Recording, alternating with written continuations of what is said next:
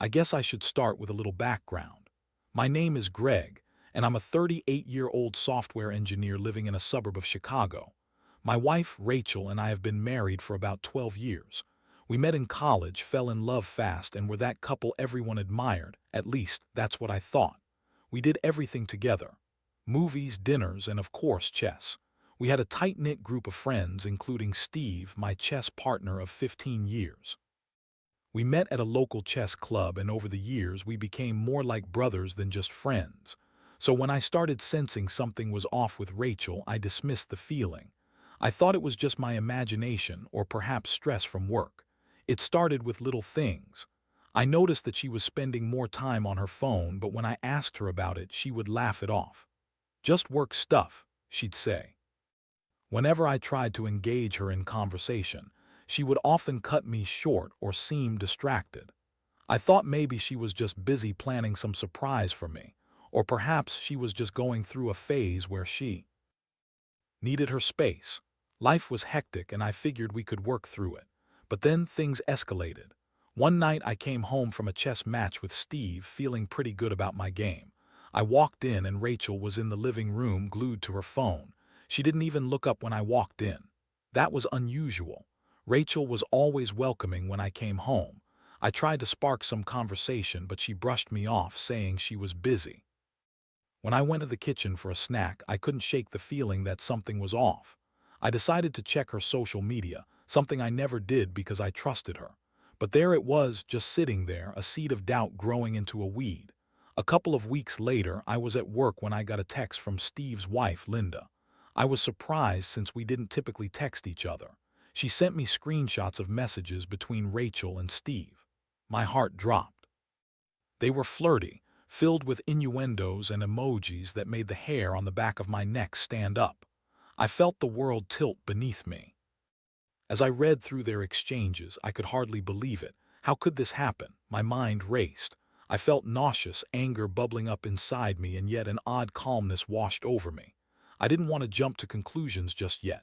Maybe it was something innocent, but deep down I knew. That evening I came home from work and decided to confront Rachel. The moment I walked in, I felt like I was on a tightrope, balancing between my anger and the memories of our good times.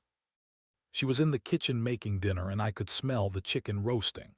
The aroma usually comforted me, but that evening it felt suffocating. I cleared my throat, and just as I was about to speak, she turned around, her smile faltering as she noticed my expression. "Hey babe, you okay?" she asked, trying to sound casual, but her voice betrayed her. "I need to talk to you," I said, my voice firm but shaky. Her eyes widened slightly, and I could see the gears turning in her head. I pulled out my phone and showed her the messages. Watching her face as she read those words was like watching a train wreck in slow motion. First came the confusion, then denial, and finally a mask of anger. "What the hell is this?" I asked, my voice barely above a whisper. Rachel's response was infuriating. She launched into a story about how Steve was just a friend and how the messages were taken out of context. "You know how guys joke around, right?" she insisted, her tone dripping with annoyance as if I was the one being unreasonable. I was furious. I didn't want to hear her excuses. I felt betrayed, angry, and betrayed some more. The evening unraveled from there, filled with shouting, accusations, and denial. Rachel claimed I was being paranoid, but I knew what I had seen. The whole situation felt surreal, and as I confronted her, I could feel my heart breaking. How could I have not seen it? How could I have been so blind? But that wasn't the end of it. I felt that something had to be done. I couldn't just sit back and let this slide. I had to get revenge, but how? I spent the next few days plotting, wrestling with my anger and the raw pain of betrayal. The sense of injustice was overwhelming. I was ready to take action, but where to start? I couldn't think of a better way to get even than to confront Steve, the joker who thought he could play me for a fool. I couldn't let them think they could get away with this. I wanted him to feel the same gut punch I felt when I discovered their secret.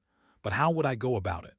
The chess games we played together took on a whole new meaning now, and so began my plan for revenge. I wanted to make them pay for what they had done. The days that followed the confrontation with Rachel were a whirlwind of emotions.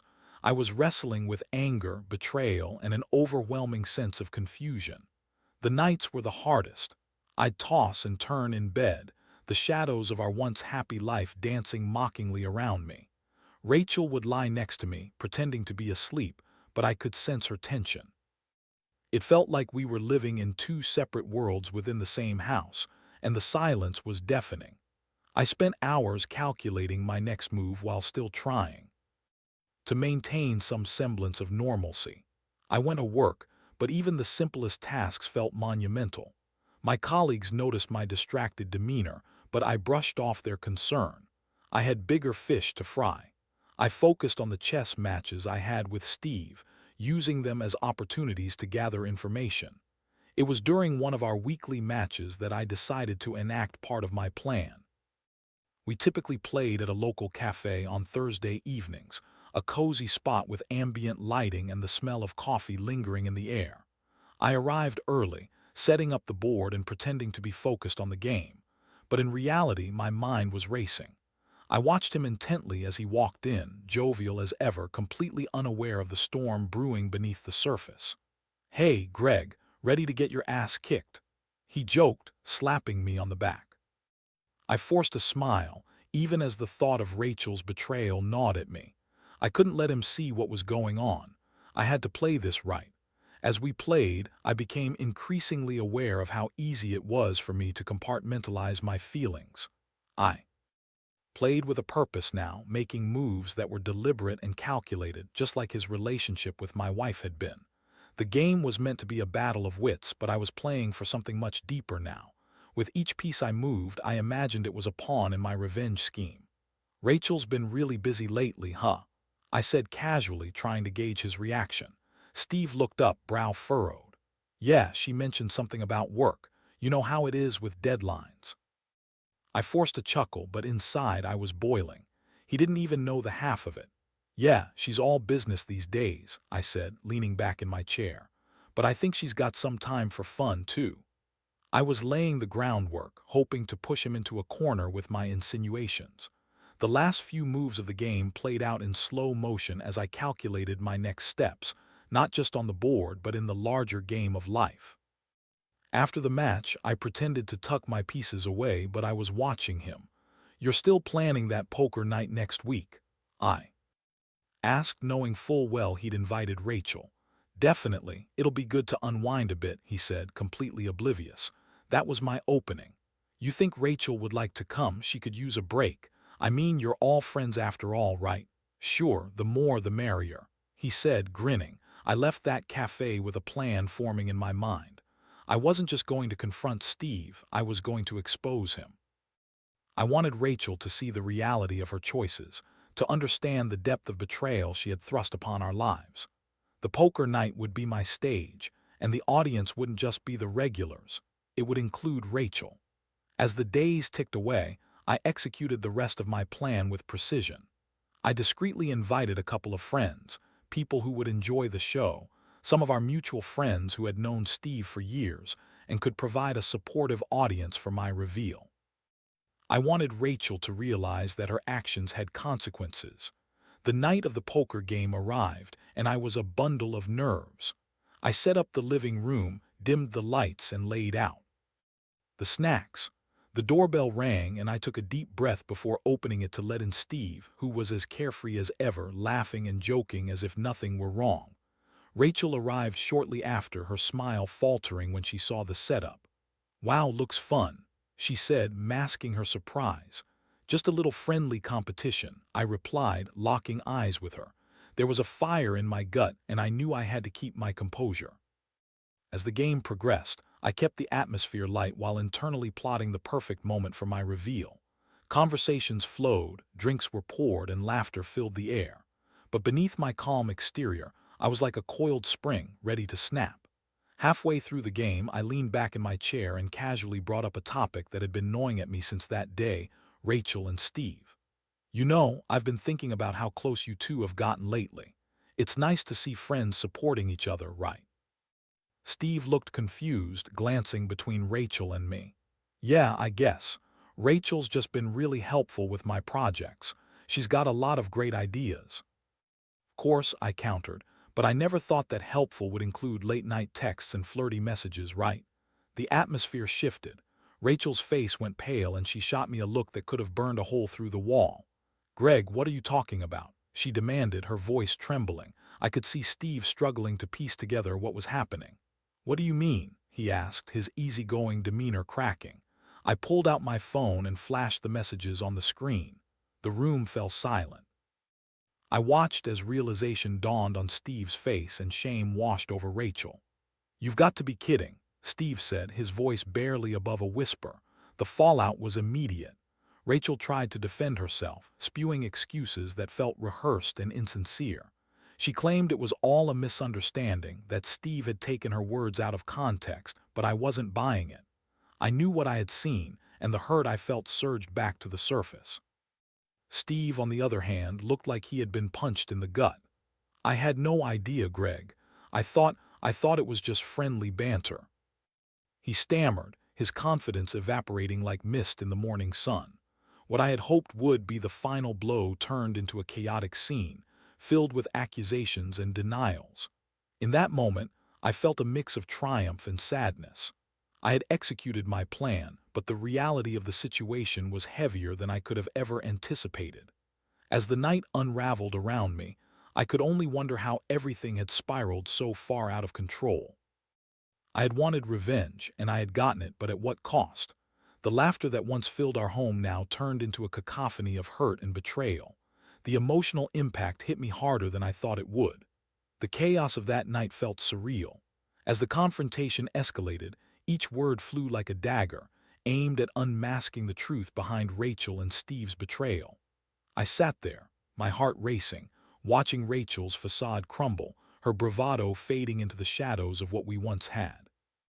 I had hoped that exposing their secret would bring me some semblance of closure, but instead, it felt like I was standing in the middle of a storm that was only intensifying. Rachel's initial shock quickly turned into anger directed at me. "You had no right to do this, Greg. You're making a scene," she yelled, her face flushed with embarrassment and rage. "Making a scene? You think this is a scene? You think I came here to humiliate you? You made this mess." I shot back, my voice rising. I was furious and my emotions were spilling over like a boiling pot. Steve, still reeling from the revelation, tried to mediate, saying, "Look, I didn't mean for any of this to happen." "Rachel, I thought you were just..." He trailed off, clearly unsure of how to finish that thought. "Just what? Being a good friend? You crossed a line, Steve. You think I'm just going to let this slide?" I was shaking now, my anger morphing into something darker. It was hard to look at either of them. The atmosphere in the room was electric with tension. Our friends were silent witnesses, their eyes darting between us as if they were watching a train wreck unfold. I could see some of them shifting uncomfortably in their seats, unsure of how to react or what to say. Rachel, desperate to regain control, tried to put on a brave face.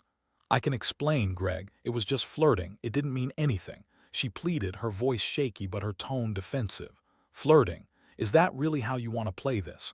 I snapped back, incredulous.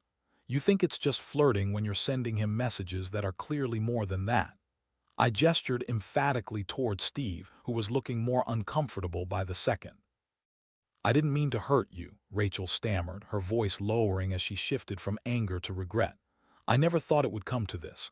"Of course you did, that's the problem," I shot back, the depth of my hurt spilling out in waves. "You thought you could just have your cake and eat it too. It's not just what you did, it's what you've chosen to do with my trust."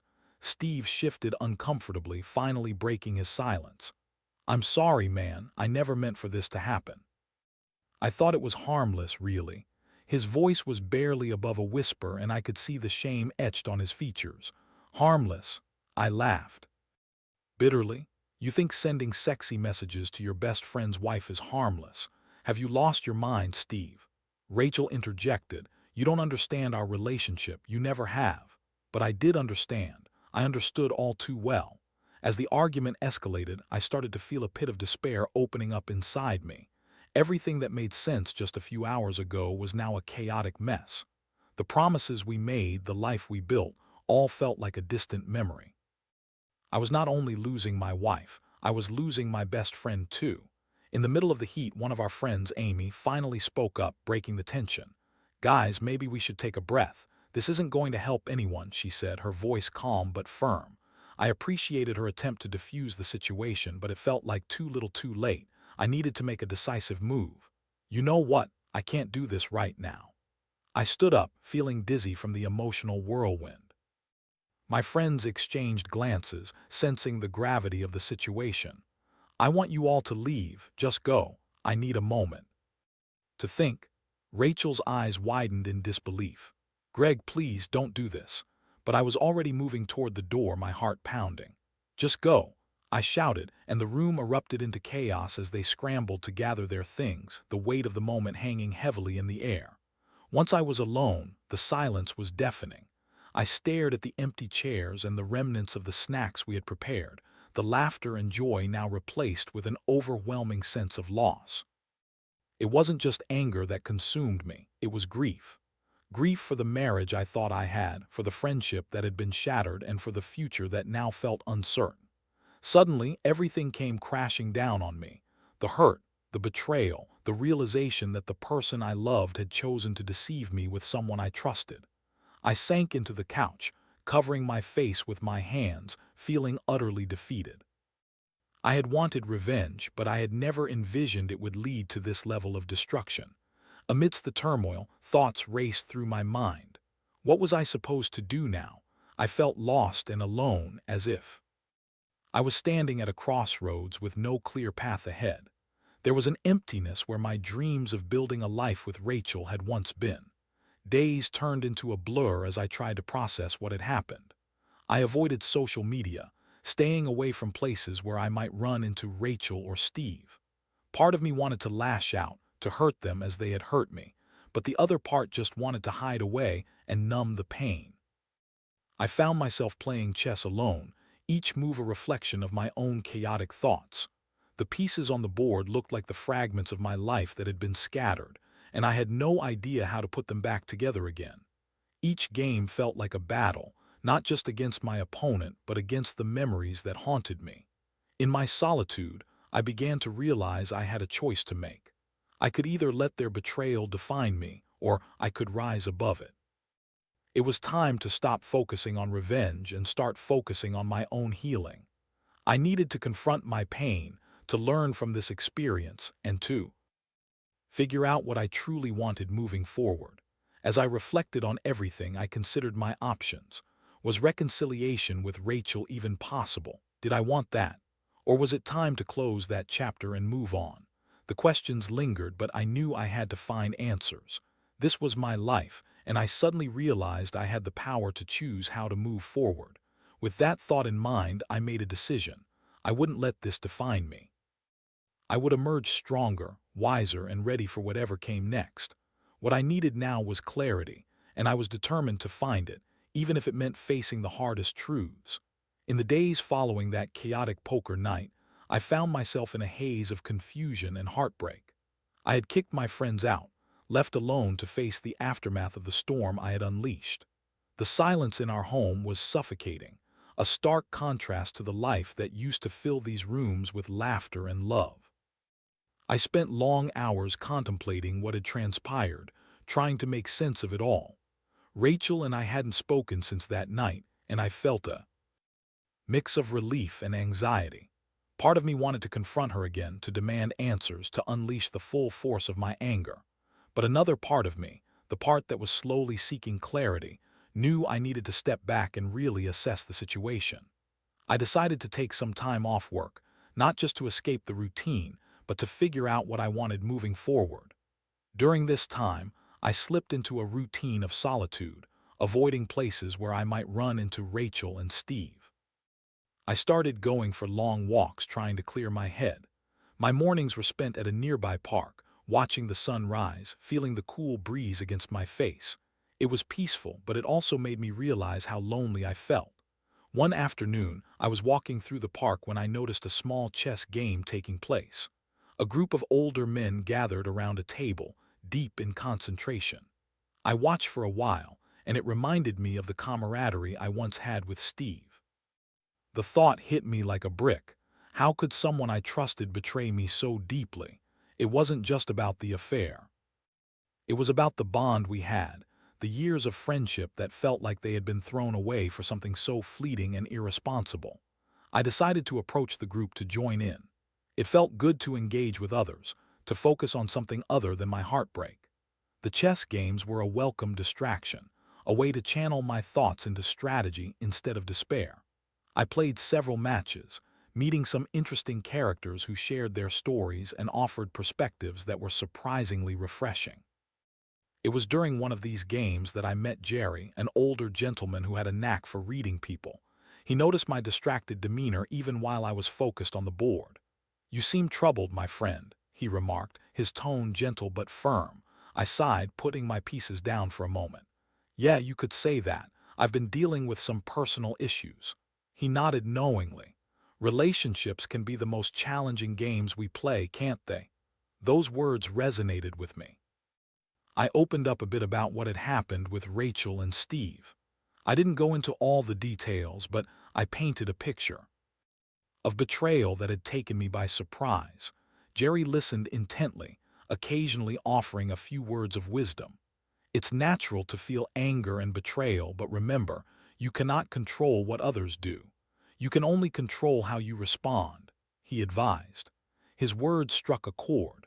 I realized I had been so focused on getting revenge that I hadn't considered how I could transform this experience into something positive. Jerry had a point. I needed to redirect my energy towards healing rather than destruction.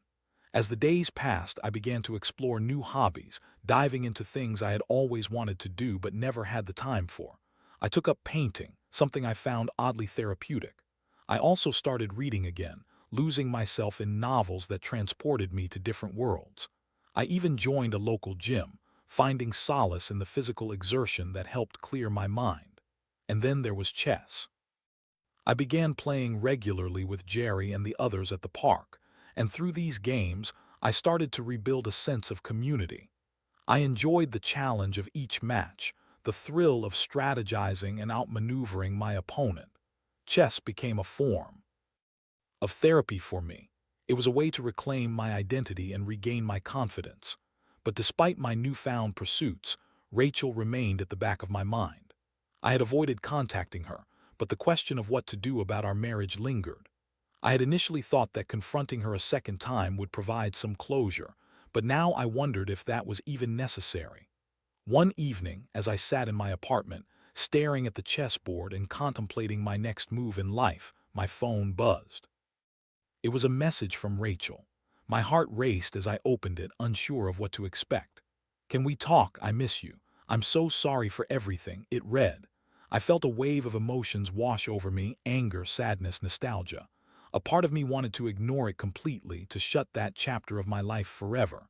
But another part, the part that still held onto the memories of our love, felt a flicker of curiosity. What could she possibly say to make this right?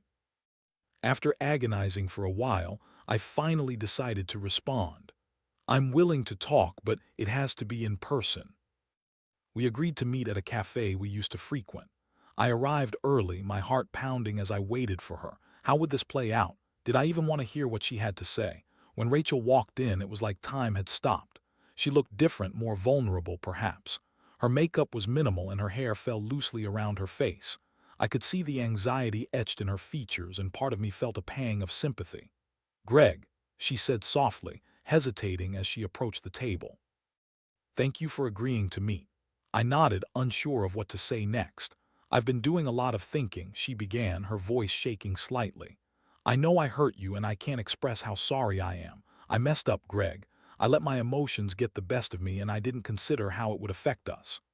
I looked at her, searching for the sincerity in her words. It was painful to see her like this, yet I couldn't help but feel a mix of resentment and longing. "Rachel, we had something special. I thought we were in this together. How could you throw it away for something so trivial?" I asked, my voice steady but edged with pain. I know I was stupid. I didn't think it through and I let myself get caught up in something that felt exciting at the moment, but it's not what I want. "I want to work on us if you'll let me," she pleaded, her eyes welling with tears. For a moment I was torn. I still loved her, but I was also deeply wounded. The trust between us had been shattered. Could I really forgive her? Could we rebuild what we once had?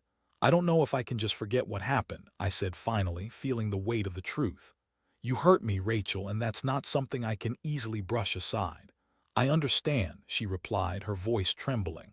But I want to show you that I'm committed to making things right. I'm willing to do whatever it takes. As we talked, I could sense the sincerity in her voice, but doubt still clouded my mind.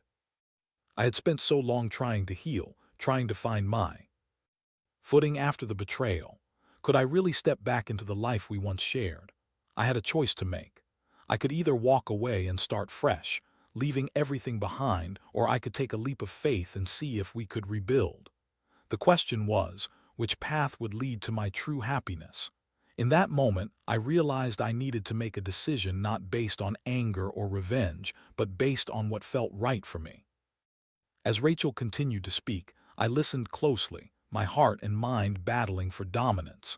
I would have to weigh the possibilities carefully, but whatever I chose, I knew it had to be a choice that honored my journey of healing and self-discovery. I was ready to take the next step, whatever that might be. As I sat across from Rachel in that cafe, her words washed over me, carrying with them both hope and apprehension. The sincerity in her voice felt real, but the scars of betrayal still ached like fresh wounds. I found myself torn between the memories of our happy times and the reality of what she had done. In that moment, I realized that my decision would not only shape the future of our relationship but also define my own path forward. I know I can't change what happened, Rachel continued, her voice barely above a whisper, but I want to prove to you that I'm committed to us. I've started seeing a therapist to figure out why I did what I did. I want to understand myself better, and I want you to know that I'm willing to put in the work. I took a deep breath, processing her words. Part of me was moved by her vulnerability, but another part felt the weight of my own pain pressing down on me. Rachel, it's going to take a lot more than just words for me to believe that you're committed to changing. Trust has been broken, and rebuilding it is going to take time, if it's even possible. I know that, she said, nodding earnestly. I'm not asking for your trust right now. I just want a chance to show you that I can be better, that I can be the partner you deserve. I miss you, Greg. I miss us. Her admission struck a chord deep within me. I missed her too. I missed the love we shared, the laughter, the comfort of knowing we were in this together. But I also knew that love alone wouldn't be enough to mend the cracks in our foundation. I couldn't shake the memories of the betrayal, the moments when I felt utterly alone while she was texting someone else, sharing laughter and intimacy that should have belonged to us. What do you think it will take to rebuild that trust, Rachel? I asked, my voice steady but filled with anguish. What are you willing to do? I'm willing to communicate better, to be more open about my feelings, and to check in with you regularly. I've realized I need to be more accountable for my actions, she replied, her sincerity shining through the tears welling in her eyes. I want to go to couples therapy together. I think it could really help us understand each other and rebuild our connection. Therapy. It was a concept I hadn't considered. The idea of sitting down with a professional, someone who could help guide us through this mess, felt both intimidating and promising. But I also worried, would it really help us, or would it just serve as a bandage over a deeper wound? I'll think about it, I said finally, my heart heavy with indecision. But I need to be clear about something. If we're going to try again, it has to be a fresh start. No more secrets, no more lies. We need to be completely open with each other. Absolutely, she agreed, her voice strong and resolute. I understand. I'm ready to be fully transparent. I want to earn your trust back, and I know it's going to be a long road. After talking for what felt like hours, I began to see a glimmer of hope. Perhaps there was a chance for us, but it would take time, time I wasn't sure I was willing to give. I stood to leave, the weight of our conversation still heavy in the air. Let's take it slow, I suggested. I need to process everything, and we need to be on the same page. Maybe we can check in again next week. Rachel nodded, her eyes hopeful yet understanding. I'll respect whatever pace you need, Greg. Just know that I want to fight for us. As I walked away from the cafe, a mixture of emotions swirled inside me. Part of me felt lighter, relieved to have had an honest conversation with Rachel. But another part of me was still wary, unsure if I could fully trust her again. I had spent weeks grappling with my anger, finding solace in new hobbies, and now I was faced with the prospect of reopening a chapter I thought was closed for good. Over the next week, I took time for myself, reflecting on everything that had happened. I continued to play chess with Jerry and the others, immersing myself in the game as a way to distract my mind. I also kept painting, pouring my emotions into every brushstroke.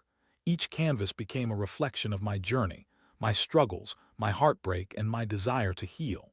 When the following week rolled around, I felt a mix of anticipation and anxiety as I prepared to meet Rachel again. I had spent the week thinking about her proposal for couples therapy. Maybe it was worth a shot. After all, I had never been one to shy away from challenges, and this was an opportunity to confront our issues. Head on, I arrived at the cafe early, waiting for her to arrive. My heart raced as I thought about what I would say. When Rachel walked in, she looked nervous but determined. I could see that she had taken my words to heart, and I admired her courage. "Hey," I said, smiling weakly. "How are you feeling?" "Better, actually. I've been thinking a lot about what we discussed, and I want to take the steps to make things right," she replied, her sincerity evident. "I've been thinking too," I admitted. "I'm open to trying couples therapy. I think it could help us work through our issues." Relief washed over her face, and I could see the gratitude in her eyes. "Thank you, Greg. That means a lot." We spent the next hour discussing what we both wanted from therapy. I expressed my desire for open communication and honesty moving forward, while Rachel emphasized her commitment to being transparent and accountable. It felt like the first steps toward rebuilding the foundation of our relationship. As we wrapped up our conversation, I felt a sense of cautious optimism. It wouldn't be an easy road ahead, but I was willing to try. We agreed to look for a therapist together, aiming for someone who specialized in couples counseling. Over the following weeks, we met with a therapist who provided a safe space for us to explore our emotions. We learned how to communicate more effectively, address our feelings, and understand each other's perspectives. It was challenging at times, but also liberating. Slowly, we began to rebuild the trust that had been shattered. Each session brought us closer, and I started to see glimpses of the Rachel I fell in love with. The laughter returned, though it felt different, tinged with a newfound awareness of our vulnerabilities. We worked through the anger and resentment, and while it wasn't easy, I felt hopeful. After a few months of therapy, we decided to take a weekend trip together, a chance to reconnect outside of our usual routine. We visited a quaint little cabin by a lake, surrounded by nature. It felt like a fresh start, a chance to create new memories. Sitting by the fire one evening, I looked over at Rachel. "I never thought we'd get to this point again," I admitted. "It's been hard, but I think we're making progress." She smiled softly, her eyes shining with sincerity. "I never stopped loving you, Greg. I'm grateful for this second chance." As we sat together, I realized that while our journey had been wrought with pain, it had also brought us closer in unexpected ways. We had faced the darkness and emerged, wounded but stronger, learning to communicate, trust, and cherish each other anew. The road ahead would still be challenging, and the scars of betrayal would always be a part of our story. But I had learned that healing was possible, and that love, when nurtured with honesty and vulnerability, could flourish once again. I felt hopeful about our future together, knowing that we had the tools to navigate whatever challenges lay ahead. We had faced the storm, and while we had been battered and bruised, we had also found a way to rebuild and reconnect. Love, I realized, could be a game worth playing again. As the months rolled on, Rachel and I continued to deepen our bond through therapy and open communication. We were learning to dance around the remnants of our past while slowly charting a new course for our future. Each session with our therapist peeled back layers of hurt and misunderstanding, revealing the roots of our issues and the love that still flourished beneath the surface. There were still challenging moments, of course. Some days, the memories of betrayal would resurface, causing me to question everything. I would catch myself staring off into space, replaying the hurtful moments when my trust had been shattered. But I learned to express these feelings to Rachel, who would listen earnestly and reassure me of her commitment to our relationship. It was a process, sometimes messy, often uncomfortable, but it was undeniably worth it.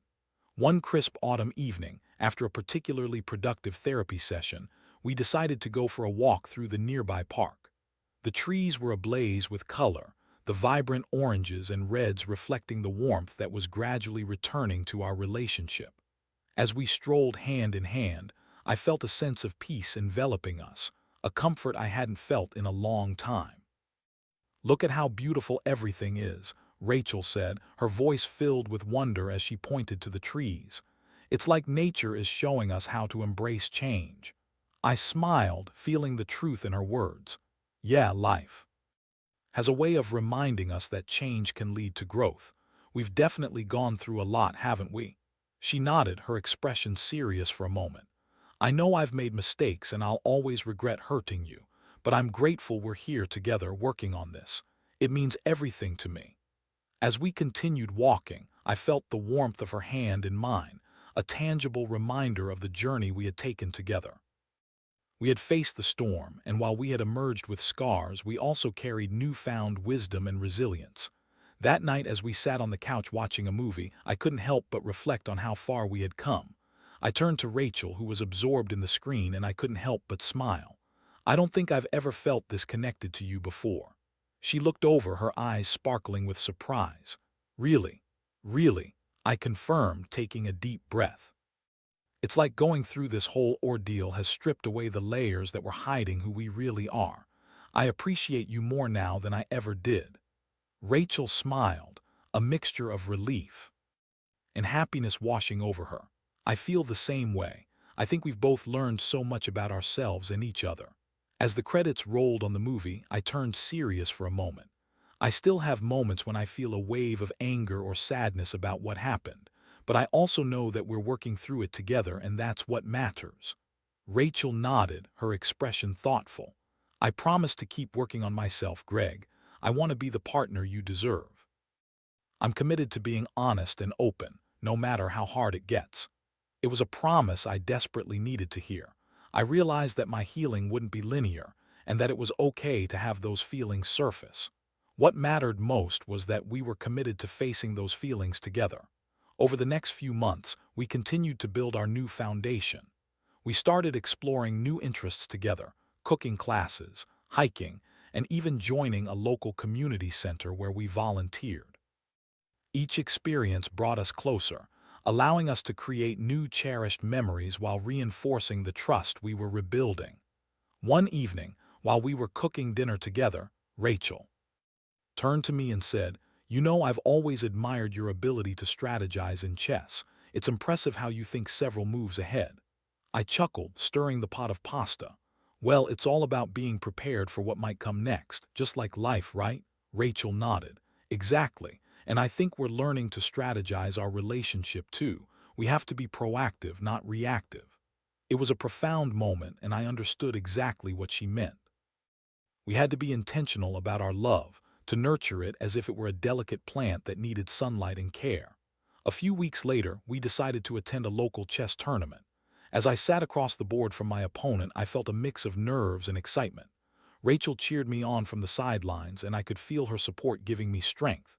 After a tough match, I emerged victorious. I sat down next to her, beaming with pride, and she hugged me tightly. "I knew you could do it. I couldn't have done it without you cheering me on," I admitted. In that moment, I felt an overwhelming sense of gratitude. We had both fought hard to reclaim our love, and here we were, building a life together filled with laughter and respect. As the tournament continued, I found myself reflecting on the game in front of me. Each piece on the board represented our journey together, each move calculated, each decision weighing heavily on our overall strategy. Just like in chess, relationships require patience, understanding, and a willingness to adapt when things don't go as planned. As we drove home that night, the stars twinkling above us, I turned to Rachel and said, "You know, I think we're going to be okay." Her eyes sparkled with hope. "I believe that too, Greg. Together we can navigate anything." I smiled, feeling a sense of peace wash over me. The road ahead would undoubtedly have its challenges, but we'd faced the darkness together and emerged stronger. With love as our strategy, I knew we had a fighting chance at a beautiful future. In the end, I learned that love isn't just about the good times. It's about how you navigate the storms together. We had faced betrayal and pain, but we had also found resilience and a renewed connection. And with that, I embraced our journey, grateful for every step we took toward healing and growth.